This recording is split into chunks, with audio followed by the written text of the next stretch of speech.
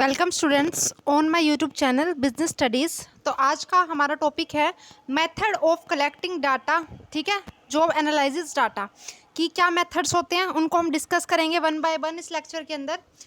Lecture start करने से पहले मैं कहना चाहती हूँ जो लोग मेरे चैनल पे न्यू हैं वो प्लीज़ चैनल को सब्सक्राइब कर लें और बेल नोटिफिकेशन बेल को ऑन कर ले ताकि उन्हें मेरे न्यू वीडियोस की अपडेट मिलती रहे। और वीडियो को लाइक करें, कमेंट करें, शेयर करें। ठीक है, चलिए स्टार्ट करते हैं हम अपना आज का जो टॉपिक है, what are the methods of collecting job analysis data.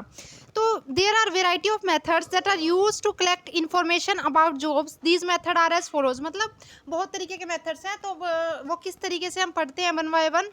First of all है पर्सनल ऑब्जर्वेशन, ठीक है। देन है क्रिटिकल इंसिडेंट्स, देन है जॉब परफॉर्मेंस, देन है interview, then questionnaire method, then conference of experts method, then log records. ठीक है, चलिए हम वन बाय वन इनको डिस्कस करते हैं जी। तो पर्सनल ऑब्जर्वेशन के अंदर क्या होता है, देखिए, इन this method the analyst observe the workers doing the job. इसके अंदर क्या होता है कि जो एनालाइज करता है ना, जो डाटा एनालिस्ट होता है वो क्या करता है कि वो प्लेस पे चला जाता है जहाँ पे काम हो रहा होता है और बेसिकली वो एक डीपली वो वॉच करता है सारी एक्टिविटीज़ को जो एक वर्कर परफॉर्म करता है। ठीक है, उस किसी पर्टिकुलर जॉब को करने के लिए, तो इसको बोलते हैं पर्सनल ऑब्जर्वेशन। ठीक है, तो कैसे करते हैं, इस मेथड के अंदर the analyst observes the workers doing the job, the task perform, the place at which activities are done, the working condition etcetera are observe during a complete work cycle. The analyst should observe the analyst should observe without getting directly involve in this job. मतलब क्या है कि वो directly तो involve हो नहीं रहा job के अंदर, लेकिन जो काम कर रहा है वो उसको देख रहा है। ठीक है, the analyst must make sure that he obtains a proper sample for generalization. उसको इस बात को सुनिश्चित कर लेना चाहिए कि उसने जो सैंपल लिया है, ठीक है, जो भी वो ऑब्जर्विंग की है उसने वो प्रॉपर होनी चाहिए। ठीक है, और वो सब पे अप्लाई होनी चाहिए। मतलब कोई एक पर्टिकुलर जॉब है तो उस पर्टिकुलर जॉब के अंदर अगर हम उसका सैंपल ले रहे हैं, हम 2-4 बंदों को ऑब्जर्व कर रहे हैं, ठीक है, तो वो इस तरीके से ऑब्जर्व करें कि वो सब पे एप्लीकेबल हो, यूनिवर्सली एप्लीकेबल होना चाहिए वो। और उसकी नेगेटिव साइड क्या है, the method fail to take note of the mental aspects of the job. मतलब इसके अंदर क्या है, हम ओनली ये देखते हैं कि कोई इंसान किसी काम को कैसे कर रहा है। सपोज कीजिए एक शेफ है, ठीक है, वो कुछ बना रहा है, एग्जाम्पल ले लेते हैं, ऐसे कुछ भी बना रहा है वो, ठीक है, वो मान लो बना रहा है सैंडविच बना रहा है वो, ठीक है, तो उसने पहले ब्रेड ली, उसके बाद आलू उसके अंदर डाले, ठीक है, तो ये एग्जाम्पल के लिए लिया, फिर उसके बाद उसने रोस्ट किया, तो ये हम सब ने देख लिया। तो सैंडविच बनाने का बेसिक तरीका यही होता है कि सैंडविच सीखेगी जरूर, ठीक है, ये वाला होता है। और तो ये क्या है हमारा, ये हमने ऑब्जर्व करके पता लगा लिया है। ठीक है, तो ये होती है पर्सनल ऑब्जर्वेशन। लेकिन इसकी बस एक ये है कि हम उसे मेंटल एस्पेक्ट नहीं देख सकते कि वो इंसान किस तरीके से फील करता है, ठीक है, पर्टिकुलर जॉब को करते हुए। नेक्स्ट है आपका critical incident. Critical incident technique is a qualitative approach to job analysis used to obtain specific behaviorally focused description of work or other activities. Here the job holders are asked to describe several incidents based on their past experience. ठीक है, job holder sorry. तो इसके अंदर क्या होता है, अच्छा इसमें हम क्या करते हैं, इसके अंदर हम एनालाइज करते हैं किस तरीके से, हम देखते हैं कुछ जो पास्ट के एनालिसिस हुए होंगे, कुछ इंसिडेंट जो पास्ट के में हुए होंगे उनके बेस पे हम डाटा कलेक्ट करते हैं। ठीक है, जो भी इंसिडेंट पास्ट में हुए हैं, जो लोग किसी भी जॉब को परफॉर्म कर रहे हैं या जो भी इंसिडेंट पास्ट में हैपन हुआ है, तो उन सब चीज़। अब इसका हम एक एग्जांपल लेके चलते हैं। सपोज करो एक मैनेजर है, ठीक है, वो वर्कर की परफॉर्मेंस को इम्प्रूव करना चाहता है, ठीक है, तो वो क्या करेगा, वो उससे रिलेटेड जो भी पास्ट में कुछ इंसिडेंट हुए होंगे, ठीक है, कि किस तरीके से वर्कर की परफॉर्मेंस इम्प्रूव हुई होगी, ठीक है, किस कोई बेस्ट मेथड क्या रहा होगा कि इम्प्रूव करने का परफॉर्मेंस, तो उसके बेस पे वो क्या कर लेगा, वो इन्फॉर्मेशन कलेक्ट करेगा और फिर उसको इम्प्लीमेंट करेगा। ठीक है, तो ये होता है क्रिटिकल इंसिडेंट मेथड। होप आप लोगों को ये समझ में आ गया होगा। चलिए अब नेक्स्ट हम पढ़ते हैं इंटरव्यू।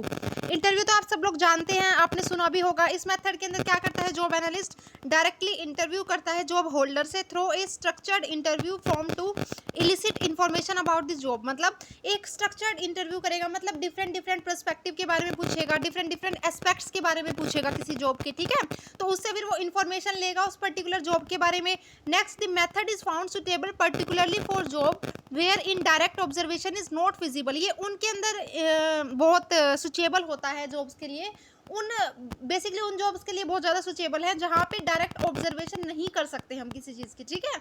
अब हमें किसी की स्किल्स को जानना है, ठीक है, किसी की पर्सनैलिटी के बारे में जानना है हमें, ठीक है। हम मान लो HR मैनेजर है, तो हमें किसी के स्किल के बेस पे, पर्सनैलिटी के बेस पे किसी को हायर करना है, तो वो हम ऑब्जर्व तो कर नहीं सकते, खाली ऑब्जर्वेशन से तो पता नहीं चलेगा। हम उससे जब बातचीत करेंगे, कन्वर्सेशन करेंगे, तब हमें पता चलेगा कि कोई इंसान किस तरीके से सोचता है, ठीक है। इसको डायरेक्टली आप ऑब्जर्व करके नहीं कर सकते हैं। तो ये होता है आपका interview method. By way of directing talking to the job holder, the interviewer job analyst may extract meaningful information from the job holder about his or her jobs, ठीक है। ये होता है इंटरव्यू। नेक्स्ट है questionnaire method.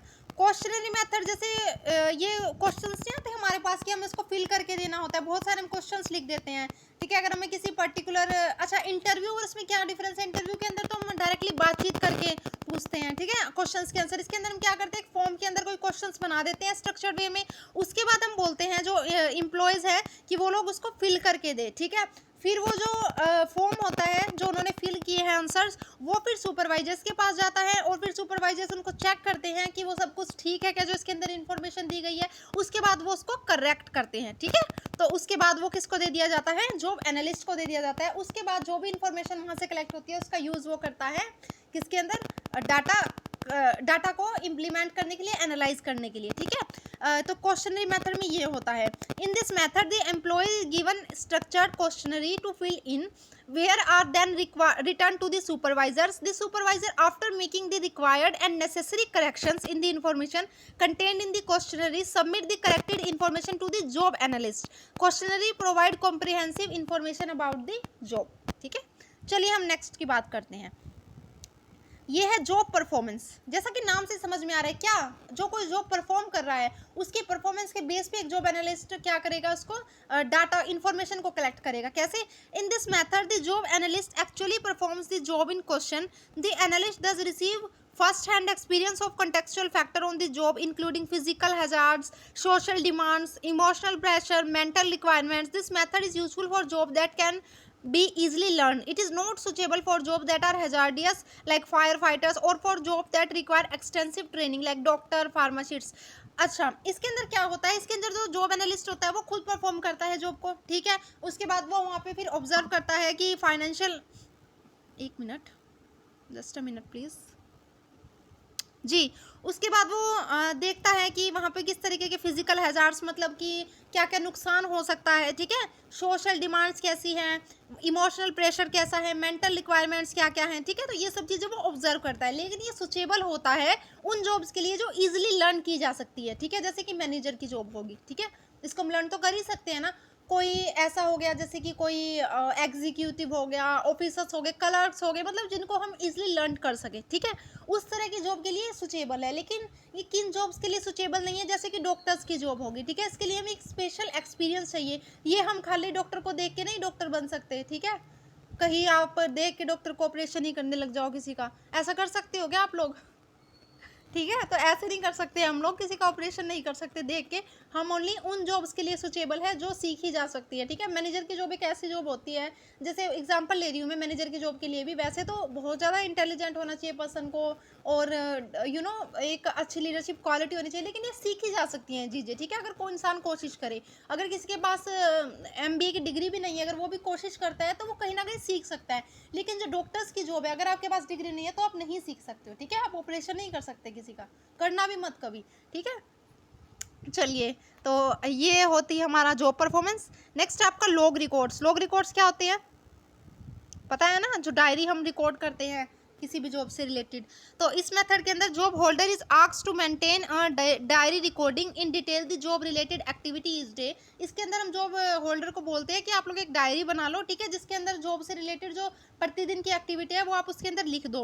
If done judicially this method provide accurate and comprehensive information about the job. अगर ये without biasness के, ठीक है, अगर इसमें कोई भी छेड़खानी नहीं होती है, तब वो डाटा रिकॉर्ड किया जाता है, तो एक बहुत ही एक्यूरेट और कॉम्प्रिहेंसिव इंफॉर्मेशन हमें मिल सकती है जॉब जॉब के बारे में, ठीक है। एज रिकॉर्डिंग ऑफ एक्टिविटीज में spread over सर्वल days the method दस बिकम टाइम कंज्यूमिंग वन, कि जिस तरीके से अब मतलब इतना टाइम तो होता नहीं है, तो ये टाइम कंज्यूमिंग भी है। जैसे कि हम रोज एक्टिविटीज को रिकॉर्ड करें कंप्लीट जॉब की, तो थोड़ा सा टाइम कंज्यूमिंग मेथड है।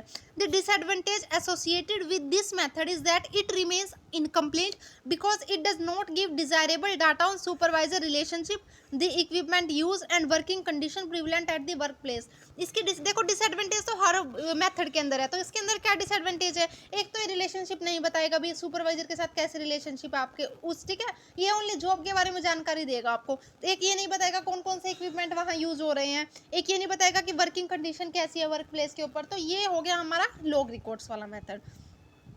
ये है conference of expert method. This technique for collecting job information is quite useful for obtaining various view points and overall perspective of the jobs. This method utilize supervisors with extensive knowledge of the job. अच्छा, conference of expert method क्या होता है? Expert कौन होते हैं? जो किसी job को करने में बहुत ज़्यादा एक्सपर्ट हो, ठीक है। तो इसके अंदर हम क्या करते हैं, हम जो सुपरवाइजर होते हैं, ठीक है, उनसे हम इंफॉर्मेशन कलेक्ट करते हैं। और ये बहुत ही बेस्ट भी है, क्योंकि जो किसी चीज़ के अंदर सुपरवाइजर होगा किसी को करने का, ठीक है, जो बहुत अच्छे से जानता होगा किसी चीज़ को करने के लिए, तो उससे अगर हम कोई नॉलेज लेंगे तो हमारी नॉलेज भी क्या होगी, इंक्रीज होगी और हमें अच्छी नॉलेज प्रोवाइड होगी। Here specific characteristic of job are obtained from the expert, although it is good data gathering method, but it often overlooks the incumbent workers perception about what they do on their job। लेकिन इसके अंदर हम किसको involve नहीं कर रहे हैं? Job holders को इन्वॉल्व नहीं कर रहे हैं, जो जॉब एक्चुअली में कर रहे हैं, ठीक है, उनके बारे में हमें कम जानकारी देता है। ओवरऑल ये मेथड बहुत अच्छा है। तो ये थे हमारे आज के मेथड। तो चलिए एक बार हम रिवाइज कर लेते हैं फटाफट। हमने क्या पढ़ा है आज? हमने पढ़ा पर्सनल ऑब्जर्वेशंस के बारे में, क्रिटिकल इंसिडेंट्स के बारे में, जॉब परफॉर्मेंस के बारे में, इंटरव्यू के बारे में, क्वेश्चनरी मेथड के बारे में, conference of expert method and log records, ठीक है। होप ये लेक्चर आपको समझ में आ गया होगा। अगर आपको कुछ भी पूछना है तो आप कमेंट सेक्शन में पूछ सकते हैं। Thank you.